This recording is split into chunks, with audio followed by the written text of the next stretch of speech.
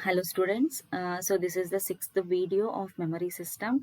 So in the last video I was explaining about the memory controller in memory consideration. So this memory controller, it is used to in order to decrease the number of input pins which have to be connected to the memory. So here it will be placed in between the processor and the memory, and we'll see how it works once again. So this memory controller, it will be placed in between the processor and the memory. Whatever signals and connections have to be made from the processor, so it will be done with the memory controller, and this memory controller in turn it is connected with the memory.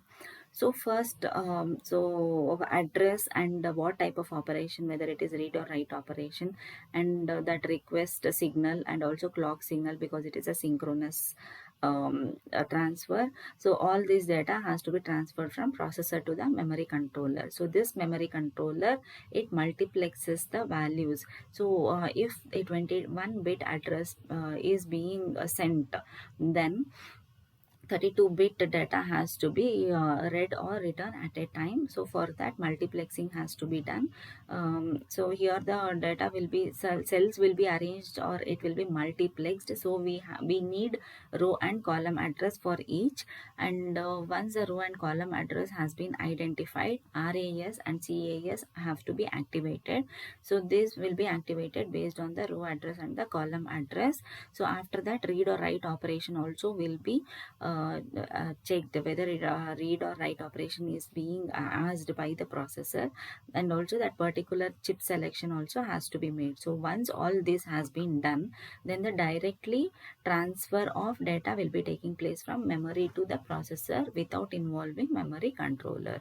So this is how the memory controller works.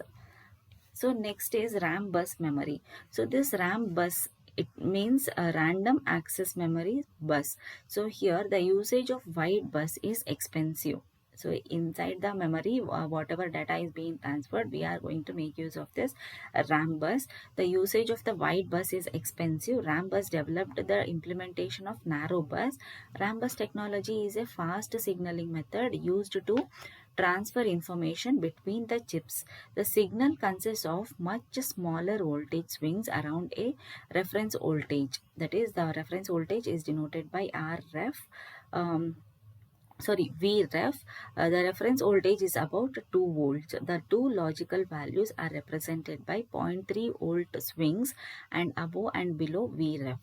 This type of signaling is generally known as differential signaling. So RAM bus provides a complete specification for design of communication called as a RAM bus channel. So this is about the RAM bus memory. So what actually it is means, so whatever cells are being placed, so here the communication has to take place between the chips here.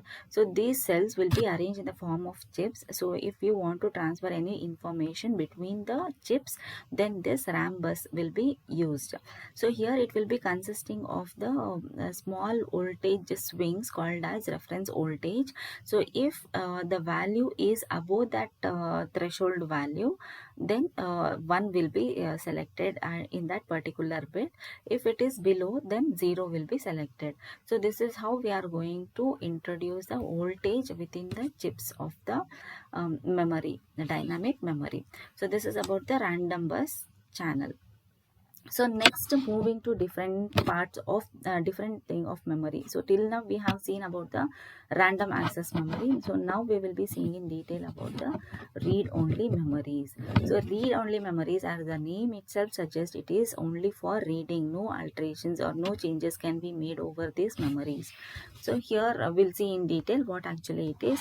SRAM and SDRAM chips are volatile. Volatile means their values will not be saved permanently.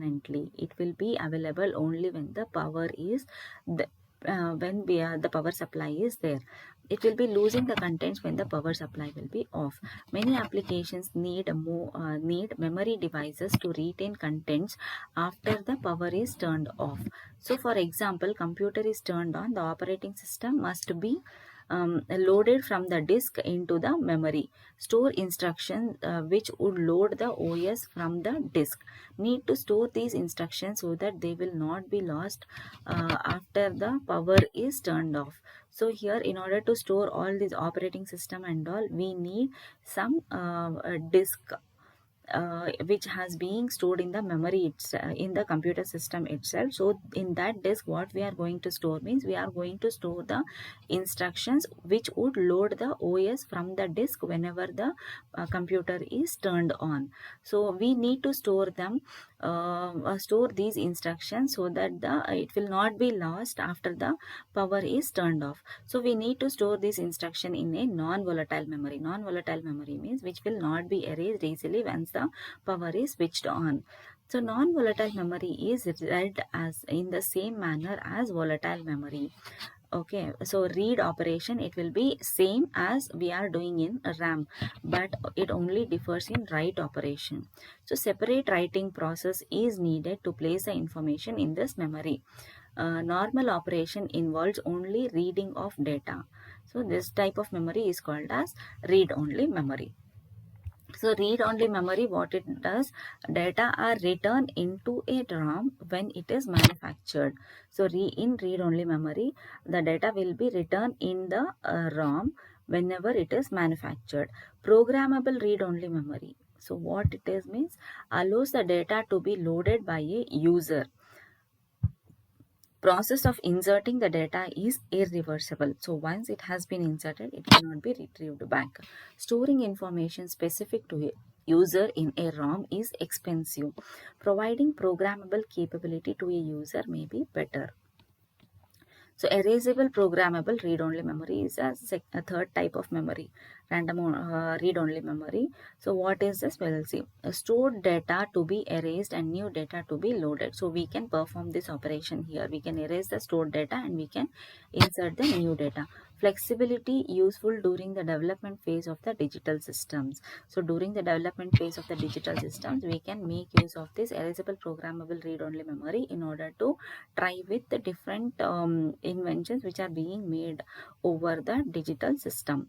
So erasable and reprogrammable ROM can be used. So erasure requires exposing the ROM to UV light. So how we are going to erase means with the help of the UV light, we are going to delete the data whichever has been stored previously in ROM, and we can program it after that.